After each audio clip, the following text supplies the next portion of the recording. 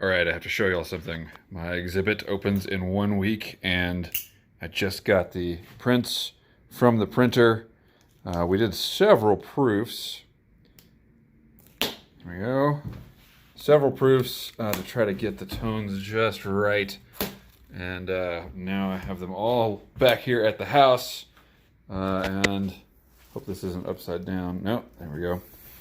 Have them all back here at the house, ready to be hand deckled. Deckled is not a word I really like, but that means given rough edges. By yours truly. The printer refused to do it. He didn't refuse, but I could tell he didn't want to do it. He doesn't agree with my design choices, but yeah, here we go. We're looking good. Good afternoon. This is the Gribley's Follies. Whoa. Officer. This is the Gribley's Folly Sunday Antisocial Hour. That time each week when I usually smoke my pipe, but I already smoked my pipe making a video, and that video was cut short, was interrupted by the evil capitalist guys at Samsung that didn't put enough memory into my phone. They've got their boot on the neck of starving artists like me. Anyway, so I deleted a bunch of shit, and now I can make a video. Unfortunately, I ran out of time. I gotta go fishing, y'all, so I'm gonna answer your hashtag AskGribs questions from memory. Actually, on the way to October Gulch, I'm gonna try to recover the corncob pipe that I lost last time I was there. Might give a little bit of a plot to this antisocial. See if I can find that. Mostly, I mean, it's been out there a while. I don't think I'll try to restore it to its former glory, but I think that I don't really want to litter if I can. Oh, just driving, definitely not making a video while I'm driving. Officer, man, they're out today. It's a nice day. It's a Sunday. Everybody's driving around. Okay, so you saw the little pre-intro there. That's what I've been up to between the coronavirus and my exhibition, which opens 6 days from today. I've been super anxious about everything. It kind of waffles back and forth. Am I more anxious about the global pandemic or my own tiny art show at the library? Depends on the day, you know. So I got a few questions, mostly about the coronavirus, and we've already talked about that quite a bit, but it's still kind of a mushrooming situation. It's just getting bigger and bigger. So we'll get to those at the end if I can remember everything. And I won't be quoting you verbatim.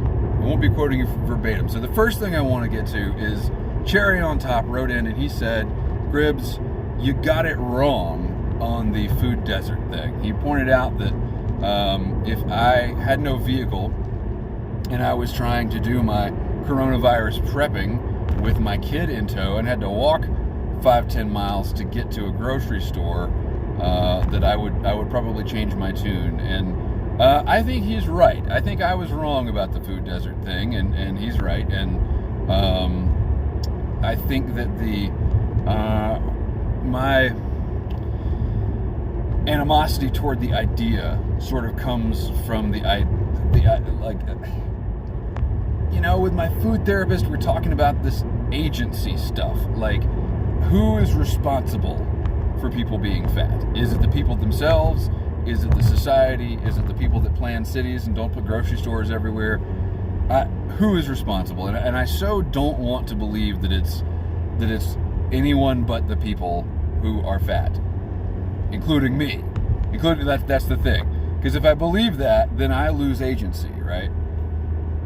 So, long story short, yeah, I got to admit you're probably right about that.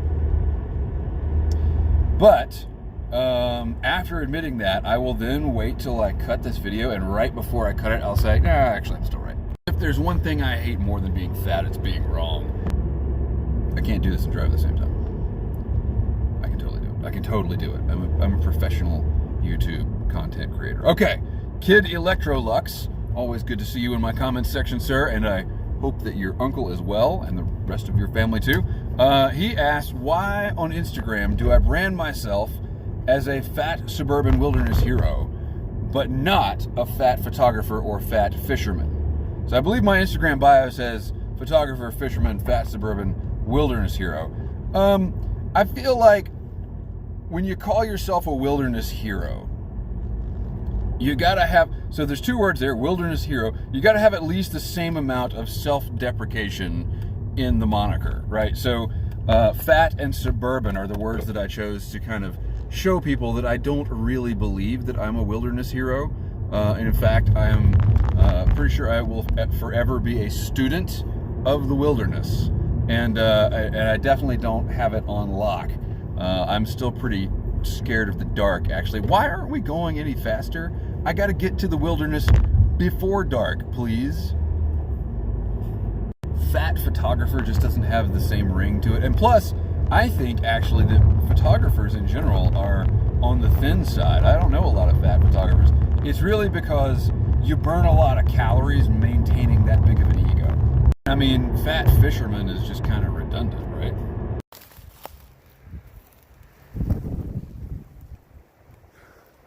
Hitting the woods.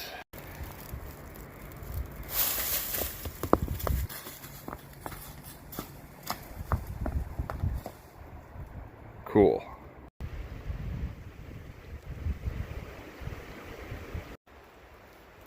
Well, all right. Found this cool little zone here behind my mom's house. It's an old school YTPC reference. Let me know if you get that one. If you're out there and you get that reference, that's really old school. So Alex Gennaro wanted to know. He said, "What about Old Limey Bastard? Didn't you have like 14 jars of that stuff cellared?" Yes, I did, and I do. But I think it's pretty important not to over smoke your favorite tobaccos. And Old Limey Bastard is definitely a unique and uniquely amazing tobacco for me. And so I don't smoke it on the regular. Instead, I smoke things that are kind of like it. And then I'll circle back around to it. So Northwoods, for example, has a little bit of that Old Limey Bastard vibe going on. Smoking my Diplomat Apple, and in it, Sutliff's Blue Note. I have no idea what this is. Typing Piper sent it to me. We'll see if it's good fishing tobacco. It's an aromatic. But I find aromatics usually make for good fishing tobaccos, actually. That's about the only time I can stand to smoke them. Because I don't want a lot of Kia in my nasal passages when it's cold and windy outside, you know? Anyway, on with your questions. Paul asked Howard. His name is Howard. Ribs. Do you like... it was good alliteration. He said, which bonkers boomer do you like? Crazy Bernie or Crazy Biden? And that he himself prefers crazy as a fox Trump. Takes all kinds, I guess. I think these flies in my hat kind of make me look like Bernie. Anyway, no, I can't stand Joe Biden. I have had a personal animosity toward Joe Biden for 12 years now, and actually longer, and that's the same reason I didn't vote for Hillary Clinton. So I kind of think, not that I would make the same decision I made in 2016, but I kind of think that the Democrats are missing the boat with Joe Biden, because people like me aren't going to show up for him. On the other hand, Crazy Bernie is crazy. But I think between the two, he's genuinely crazy. Whereas Biden is like creepy, calculated crazy. On the other hand, Biden has probably less dementia than Trump, so there's at least that. If you're going to pin me down, and I know you will, because this is, after all, an Ask Gribbs question, I'm going to have to go with Bernie, because I think he might be entirely misguided. I disagree with him wholeheartedly, but I think he's more genuine than Joe Biden. Probably has groped fewer women. Doesn't have the stammering, stuttering, not sure what race he's running thing that Joe Biden's got going on. Yeah. It is a strange world in which I will pick Bernie Sanders out of a lineup. So that brings me to all the COVID-19 questions. We've already had several videos about this topic, and the fact that it's still relevant is a little concerning in and of itself. I think one that I remember, at least one person said I was just kind of drinking the Kool-Aid. I think it was Alex Gennaro that said I was buying into propaganda. Come to think of it, I don't know if he meant propaganda for or propaganda against. But if what you're saying is that this isn't going to be that bad, I really hope you're right. I really hope you're right. Because in a couple of weeks from now, it's going to look in the U.S. like it looks in Italy, like it looked in China or Iran. What's the difference? What our government isn't doing shit to stop it. So I don't really see why we won't get the same kind of outbreaks that they got. Now, I guess maybe that could all be fake news. But it's the kind of thing where, like, if it's fake news, then everything is fake and we've got bigger problems. I don't know. I hope it doesn't get that bad. Martin at Overpipe, he said that he's got friends in retail and they're telling him it's going to be a month before we see hand sanitizer back on the shelves because all stock is getting diverted over to the West Coast, Washington, California, where the outbreaks are heating up. And he asked Gribbs if I thought that was a government redirection or just big corporations redirecting. I think it's probably big corporations at this point, mostly because the Trump administration hasn't really shown that it wants to do anything other than cover the situation up. I mean, if you look at the numbers, anyone who's going more than one level deep on reading the news about this thing it is obvious to them that the official CDC numbers are total bullshit. And what the administration, Kudlow just came out and said it was contained again. He said that yesterday. This is March 7th. He said March 6th it is contained. Kellyanne Conway said it is being contained, I think was what she said, but basically that it's contained. When people in power assert things about themselves, we have contained the virus. The opposite is true. So, if they come out and they say, well, the virus, we're watching, we're keeping a close eye, whatever, they're not really saying anything. When they come out and make an assertion like that, the opposite is true. So, Martin, I think that's probably retail just going where the money is. That's where the demand is, So, not that there's not demand here, but there's definitely kind of a panic going on out there. Which leads me to, I think it was Steph and Stu, Stephen. Oh my gosh, I'm so sorry. I know your name. I'm not in front of my computer. Okay. They say if we're not supposed to panic now, when will it be time to panic? There is no time to panic. Panic is a waste of time. Panic is what you do when you run out of any options to act. And, that's not necessarily true. It can also just be a fight or flight response. I don't think we have the luxury of panic. I think that we need to make some really cold, calculated decisions and try not to let our emotions get in the way of those one way or another. Meaning, yeah, I got 3 big jugs of hand sanitizer. Do I need to go buy more? Probably not. If I find one, will I buy it? Maybe, because I'll be in that mode of like emotional buying. Like, oh, there's one, I could get it. We could have 4 big jugs. Reality is 3 big jugs are going to do us fine for months and months and months. On the other end of that spectrum is, should I cancel the opening reception to my exhibit next week? And I don't think that I should. But I am keeping an eye on it, and I'm trying to make sure that I don't emotionally get attached to this thing. Here's what I want. My ego wants this. I gotta have people come in and congratulate me on my work, right? I don't want to go down that road if it's going to be a danger to everybody, especially me. See, it all goes back to my ego. It's just self-preservation. Man, it is situations like this that push me ever closer to becoming a Tenkara only fisherman. Getting through here with a fly rod is a real pain in the ass. In fact, I just realized that I'm missing the top piece of my rod. It got yanked off in all the commotion. Oh boy.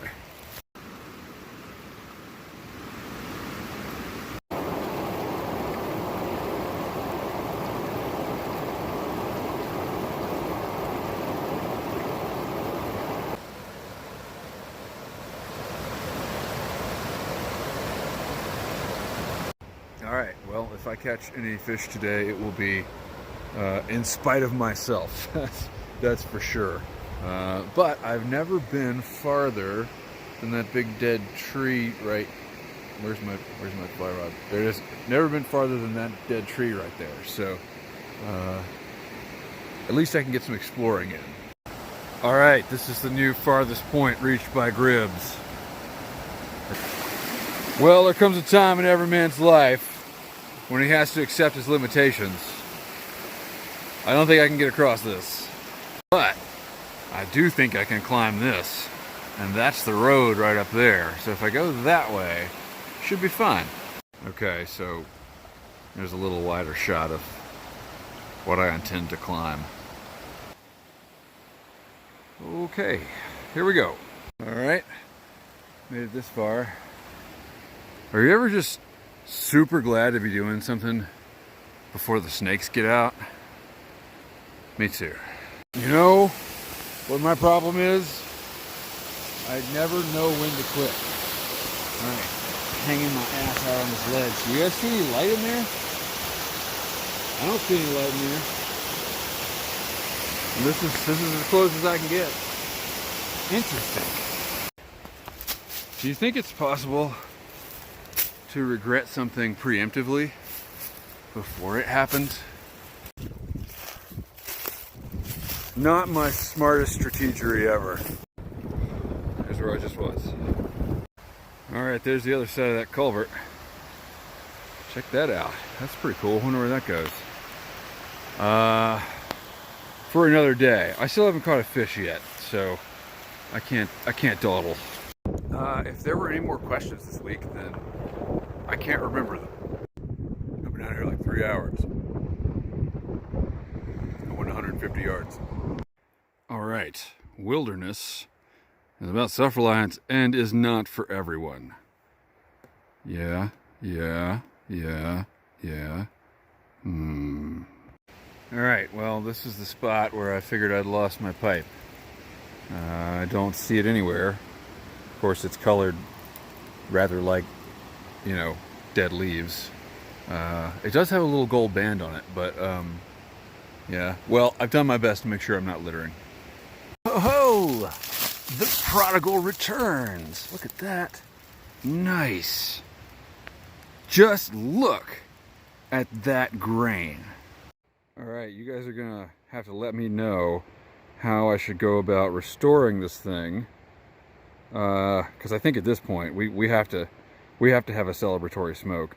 One thing though is I noticed that it's collapsible now for easy packing. Okay, so I did some exploring, answered all your questions, found the pipe. Now I just have to catch a fish. I don't know, y'all. Starting to smell a skunk. I hooked two and got my line caught up in the tree above me, trying to land both of them. They both got off. Damn. Okay, this little guy has saved my day. Thank you, sir. He's fine. I wish I could track the hours I spent trying to get that fish and what that fish actually weighed, like hours per ounce. I think it was 2 ounces, maybe? I don't know how much an ounce is. Like 45 grams. Anyway, it's a hard-won fish. And I think that's going to bring this Sunday Antisocial to an end. Drive home and get this on the internet. Thanks for watching. Keep the ends out for the ties that bind.